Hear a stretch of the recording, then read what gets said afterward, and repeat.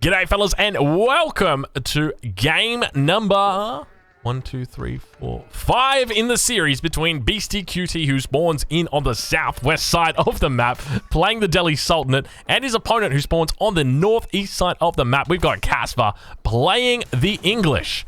This is part of the N4C tournament, and if you're unaware of what that is, well, either you've been sleeping under a rock or I just haven't woken you up yet, because this is a $100,000 Age of Empires 4 tournament hosted by Nilly, happening in Germany. It is going to be an offline LAN event. And guess what? I'm going to be going there. I'm going to be touching down in Germany in March, and I'm going to be casting the game live. And I'm expecting all you guys to show up. Well, you don't have to show up physically, but I want you to show up at least online. You know, come out and support your favorite casters, support your favorite players, all that good stuff. But speaking of all that good stuff, take a look at all that good stuff up here. We are playing on Mongolian heights, and if there's one thing you should know about Mongolia, it's there's a lot of sheep, or at least the heights in Mongolia have got a lot of sheep. But I feel like our camera angle's a little bit weird. I don't know about you guys. I feel like I'm very top down up here. You guys see that? I don't know. I feel like I'm playing City Skylines. And there's a road. Now I'm going to connect the water. I don't have electricity. Okay, let's not do that. But we could do a City Skyline video. I'd be curious to know, do you guys like City Skylines? I was always a big fan of City Skylines. Like you guys know me. I'm a bit of a gamer. I like to game. You know, I played a fair bit of City Skyline back in my day. I remember I created like some exchanges, some big crossings. But speaking of big crossings, looks like Beastie gonna be facing some big crossings, definitely with his big, massive, herdable sheep in the back. And speaking of sheep, it looks like Casper going to be able to meet him out here. Handful of sheep for him compared to the ones that Beastie's got. He's got to be careful not to be losing these sheep, though. You can see he's going to be running past that town center. Isn't going to spot it out just yet, but does spot the gold out, being very, very careful. And now going to be looking to take that crossing. So we've got Beastie, who's opened up with the dock. And we've got Casper, who has opened up with the English. Now, remember, if you watched this series earlier, we were watching the game on Danube River, which was the Holy Roman Empire mirror, and I was talking a little bit about the way that water has evolved, in that, you know, in the beginning, people just thought that, you know, water was perfectly balanced. And then the French came along, and then people realized, well, hold on a minute, the French can be beaten. And anyway, it got to the point where the Delhi became the strongest water sieve in the early game, just simply because of their fishing boats. But then people realized, well, hold on a minute, if I actually go English, I can just get a longbow, and I can just deny their fishing boats. And that's exactly what we're going to see here. So I would suspect that we're going to see Casper. You can see he's aging up 4 villages on the landmark. He's going to have these bad boys out nice and early. He's going to be rallying his longbows down here, and he's going to be looking to slowly but steadily build up his forces and eventually just take his opponent out. Now, I wouldn't be surprised if what happens is that Beastie is going to begin, get this, adapting. How's he going to do that? Well, he can throw down an outpost just like this, so this outpost is going to be able to keep back any potential longbows. But the other alternative, of course, is to just go and drop down another dock up here. You drop down another dock down over this way. You just drop down another dock on the other side of the map, and you're going to be absolutely fine, because the longbows are going to have to then go down there. But this is a very smart move from Beastie. I like it, thinking a little bit outside of the box. He's going to be looking for his age up shortly, and a lot of sheep are going to be here hanging out with him, looking for it as well. If we compare the pair, it definitely seems like Beastie with the advantage. He's got double the amount of sheep of his opponent. And at this point in time, he's a very happy camper. Casper with his first scout. Now, Casper doesn't look to have gone into any more than 2 scouts. So he's got the 1 scout over on this side of the map, 2nd scout over on the bottom side, 4 sheep following that bad boy. But when you compare that over to Beastie, he's also got the 2 scouts as well, but obviously got the fishing boats and the dock here as well. So outpost going up. I wouldn't be surprised if we honestly saw a 2nd outpost come down right here, and probably a wall behind it. But we'll watch and see how Beastie decides to play this one out. His villager moving in a very curious direction. What is going on exactly here? But this is where I sort of, you know, I just want to reiterate the ever-evolving way that this game is played. You know, you see the outpost here, and then it's like, okay, well, that outpost is going to mean that I can defend these, but there's a specific timer that he needs to meet. So this outpost isn't going to be able to fire straight away unless scouts are inside it, so he's going to need to get those scouts inside. So he's going to be able to do that, but he should still have a slight range advantage from this angle. So Casper's going to be looking for that. He sees the outpost down. Going to begin teeing off on the fishing boat. So you can see it's going to take some time. So he's got the 2. Once he gets to the 3, I think the critical amount is 4. I think once you get to 4, that's where like you really start killing them. First fishing boat going to be falling back. Oh, he's got to be careful on this crossing. He's got to be very careful on this crossing. He does fall back, managing to keep it alive. He knows that this outpost needs to be denied. You can see that Beastie really coming forward here. He's got to be careful, though. Beastie's still yet to even age up at this point. Dome of the Faith going to be going down outside the town center, back towards the center of the map. It looks like Beastie going to be losing at least one fishing boat. We'll have to wait and we'll have to see. Looks like the fishing boat going to be just moving to the other side of the dock as it manages to survive with 15 health. And now it looks like Beastie going to be pushing up with a few of those fishing boats, not having a whole lot of luck. Going to be trying once again to grab that villager. You can see that the fishing boat is getting taken out, but the whole time this mass is getting larger for his opponent. Casper continuing to look incredibly strong. He's actually population blocked at the moment. We don't see another house coming down. Casper now slowly going to be getting this this house up, but in the meantime, he is completely blocked when it comes to his population. He's got to be careful. A little bit of a potential capture right here, I guess is what you could say. Intercept potentially. But now Beastie going to be looking at potentially defending his own side as Longbows begin to move forward right next to the villagers. You can see he's going to be able to split these bad boys up and do some serious damage. 2 villagers going to be going down nice and early. Beastie reaching the 2nd age. What do we have getting dropped down? Is it a stable? I would expect that we see a stable drop down almost immediately. We do have efficient production that is in. Sanctity yet to be researched at this point. Stable getting thrown down, so probably a scholar gets thrown into that as well. But now it looks like Beastie going to be moving up towards a little bit further in this river. But with the longbows on one side, it makes it very, very difficult for Beastie here, because the longbows are actually just going to be able to park themselves right here, and there's going to be no way that this outpost is going to be able to do anything. And that's exactly what we begin to see. So I really think that Casper is playing this very well. I think this is quite an immaculate playstyle that he's got at this point in the game. And now a forward barracks is going to be added in.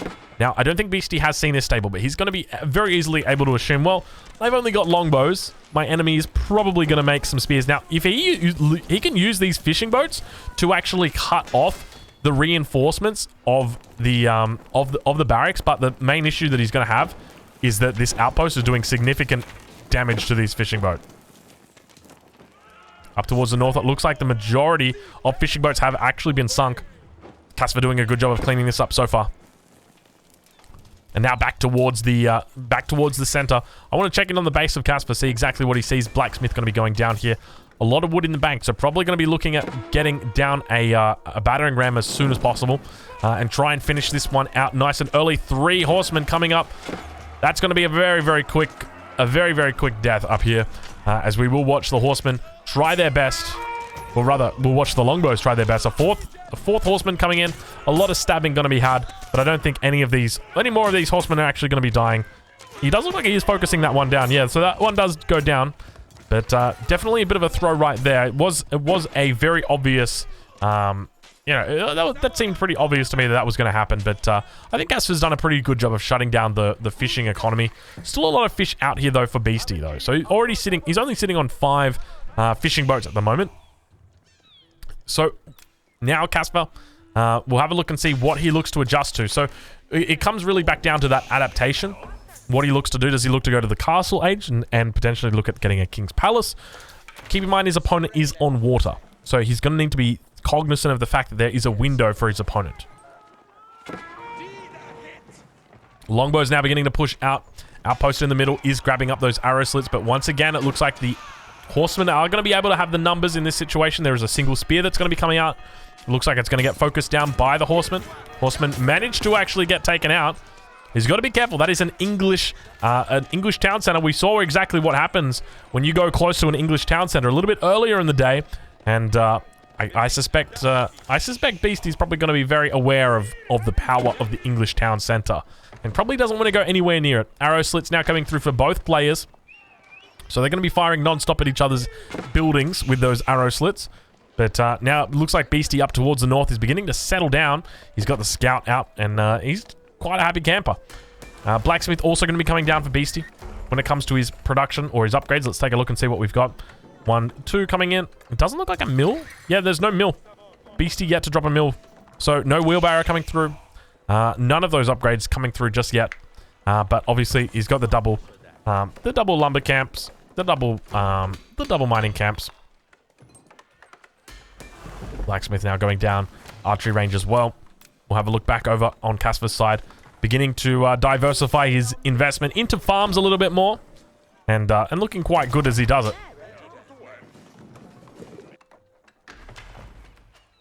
Back towards the middle. So Casper's still yet to invest in any Dow at this point. So, I mean, when it comes to this, the way that this game unfolds, I guess we can talk a little bit about, you know, when it comes to scaling, exactly how this game is going to scale out. So Beastie, he's a little bit more short term, so probably only going to be going one town center for the most of this game, at least until he starts getting his keeps up. He's got a little bit of a peak in the early game, so he's going to have up here the sacred sites that he's going to capture. Number one, he's probably going to go capture this one as well. Very easy for him to do. But he's also got his fishing economy as well to think about. So he's got 8 fishing boats that are out at the moment. So in the short term, he's looking pretty good, pretty healthy. Probably going to be doing some sort of men-at-arm, lancer, timing push, maybe throwing a few mangonels at about like the 16, 17 minute mark. I would be very surprised if we saw a second town center out of him. But on the other side of the map, we have got his opponent, Casper. And Casper is the kind of guy who likes to fight out H2, but at the same time, he appreciates what he's up against and he knows his win conditions. And the thing is, for me, I'm thinking that he probably wants to add in a second town center sooner rather than later. And I'm more thinking about the King's Palace rather than anything. So he's going to probably keep adding these bad boys in. But I suspect he's going to try and look to age up shortly and get that King's Palace down, because that's actually going to give him pretty good win condition. If he gets that King's Palace up, he keeps making villages and makes sure that he doesn't die, then he should win, because he's going to have a larger economy than his opponent. At least that's the plan. That would be his plan. So we'll have to see how he plays it out. Obviously going to be quite a heavy Age 2 game though. We'll take a look back with Beastie. We'll go over to income per minute so you can see the difference between these two guys. So a little bit of an income coming in at the moment, a difference with regard to the gold. Other than that, you can see that Beastie is quite a lot higher than Casper, and that's obviously going to be just going over to the fact that he's got those extra fishing boats. But I mean, realistically, it's probably quite even. We've got about 500 here versus 100 difference there. So about 400 in total. And now it looks like that battering ram going to be coming down in the middle. Dow going to finally be coming out for Beastie. He's looking to hold and defend this site. Now capturing the sacred site down towards the south. It looks like a scout's already down here. So a little bit of a fail by Beastie not to recognize that his opponent would look to defend that sacred site preemptively or aggressively. I think preemptively is probably the best word. So should have sent down a horseman or two before he actually sends down the scholar. But now that scout going to continue to move on. So Beastie could definitely come back if he wanted to. Battering ram now beginning to push out, and we have got ourselves a little bit of a battle of the crossing. I do love these crossings as they do tend to draw to them a lot of the battles. These things are like, you know, these things are like white dwarfs. They've got that much density to them, or black holes we should probably say, except you got to be, I guess, a little bit careful with describing black holes. But I digress. Archers now beginning to open up on those longbows, or at least on the spearmen. At the same time, the battering ram does go down. You can see how many horsemen are out here. Now, keep in mind, there's a little bit of a choke point, but pathing in this game is one of those things that's actually very, very good. You know, I've played a lot of Age of Empires. In every single Age of Empires game, I've had difficulty with pathing. Age of Empires 4, I have not. So that's a good thing that you can say about a game. If there are no problems with pathing, then that's a great thing. And it's very rare to actually have to worry about pathing in Age of Empires 4. But we'll take a look over at Beastie's base, see exactly what he's up to. He's added in a second blacksmith, so looking to get through both of those upgrades. No siege engineering at this point in time, no real need for it. Sacred Site still untapped at this point in time, does have the scholar here ready to go. Now double spears actually going to be coming down to this south part of the map as well, just anticipating that there were going to be some units coming out from Beastie here. So very smart moves there from Casper.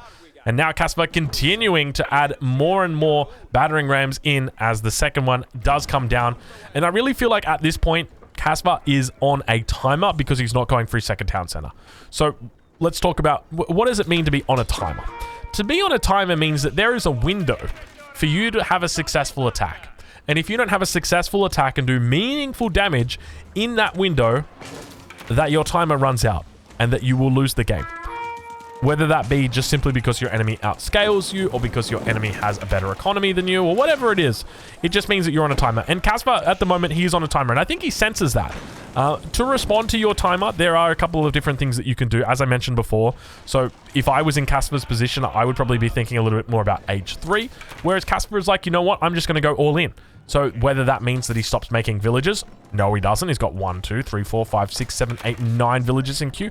That's 500 food in queue, or 450 at least, in queue. So that is always option number 1, is for him to go all in. Option number 2 is to go up to age 3. And it looks like he's going to be deciding a little bit more along the lines of going all in as Beastie begins to round up the first ram. Second ram also getting pushed in here. A lot of horsemen coming out for Beastie, 22 in total. 25 archers, a beautiful composition coming out for him. Only 15 spearmen out here for his opponent and 24 longbows. Really, Beastie's composition is looking quite strong, and this really comes down to the fact that he's able to have much stronger economy through his sacred site possession and also through his fishing economy. You can see how many fishing boats he's up to if we can find a fishing boat. There we go. Let's have a look. He's up to 8 fishing boats at the moment and adding in a secondary dock.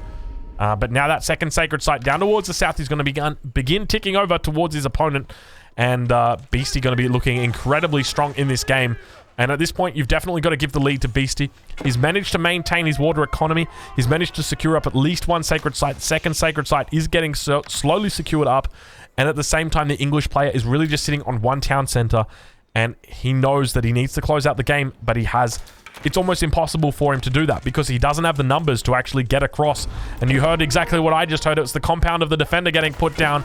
Once the compound of the defender gets completed, Beastie's going to be looking for his upgrades. He's going to be looking for veterancy from his for his knights, or for his horsemen rather, and he's going to be looking for veterancy for his archers. Once he's got those 2 things, that's when he's going to be willing to take a fight. Now, ideally, he should wait until those upgrades come through before he takes the fight. But sometimes people get a little bit impatient and they just go before it. But typically, you're getting big upgrades here, getting significant increases in your numbers. And sometimes you get forced to take fights. So we'll have to see how Beastie looks to play it. But with this many villagers on it, we'll have to see how he plays. Whether he looks to get these upgrades straight away. No upgrades coming through just yet. There they are now coming through. And do we have a siege workshop? I would expect we would also have a siege workshop getting thrown down. No, we have 5 barracks getting thrown down. You know, that works for me as well. Five barracks, that also works for me. This is looking incredibly more likely that Beastie is going to be victorious here. Beastie actually pushing out at this point. A little bit of a curious decision, especially with those upgrades on the way in. You can see he's got less than 90 seconds before those are in, and yet still he's going to decide to come in and be aggressive here. And, you know, it can be very tough going up against an English opponent because at the same time, Casper sitting here with 800 wood in the bank. But now it looks like we've got the fight beginning to unfold as the spears try their best to force away the horsemen. Horsemen going to have plenty of luck as they begin to round the corner, managing to make their way through. The spearmen trying to do their best to get on top of it. The longbows focusing down the archers focusing down the spears, and the spears just running around in circles trying to take out these horsemen. But you can see that this right now looks like Beastie QT is going to come in successfully despite those upgrades and despite his opponent's strength in the early game, and take this game, take this series, take this set, and confirm that he will be the one flying into Berlin looking to take out his prize, or his share of the $100,000 prize pool. Incredible set coming out there from Beastie. Very convincing. 4-1. Congratulations go over to Beastie. Absolutely well played. What a game. What a series. Well played, Beastie. Let's have a look at that villager count. Very, very stagnant. Military count. Yeah, that's the fishing difference. That is the fishing difference right there.